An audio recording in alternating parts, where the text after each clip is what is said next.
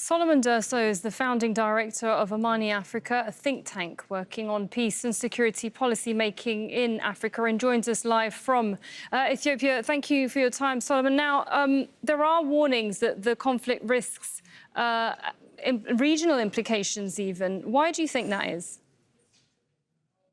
Well, it's a recognition that the conflict implicates regional countries. It's not just a conflict between the M23 and the DRC armed forces. For one, the peace process, for example, the Luanda peace process under the auspices of the African Union tries to tackle one dimension of that regional aspect of the conflict, which is between DRC and Rwanda.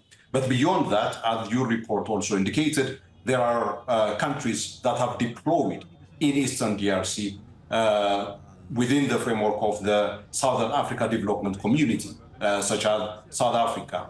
And these countries may end up being forced into the fray as a result of the expansion of this fighting involving the M23.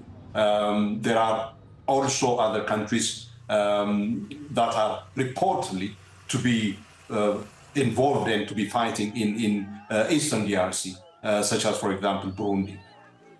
And the United Nations, or at least the UN Secretary General, has said that Rwanda has played a part in this, something that it has repeatedly denied in the past. What are your thoughts on that? Well, there are reports that have been presented by the UN committees with respect to the involvement of Rwanda.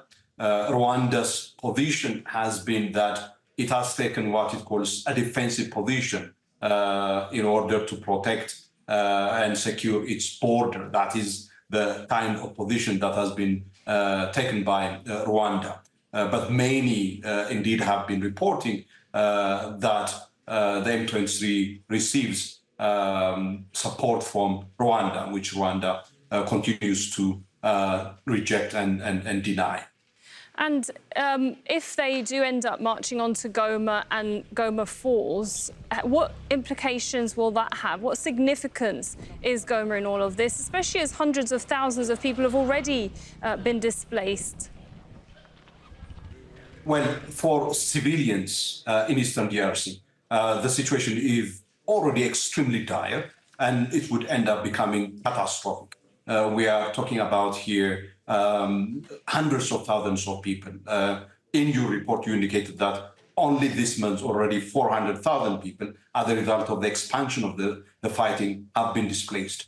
And more people would be displaced as a result of this situation. More people would end up without access to food, shelter, and humanitarian assistance. And this would mean days of more people, particularly civilians, women and children, the sick and the elderly. But importantly, I think it's important to recognize that the risk of the fall of Goma would also change the dynamics of the conflict, at least in as far as the position of the DRC is concerned.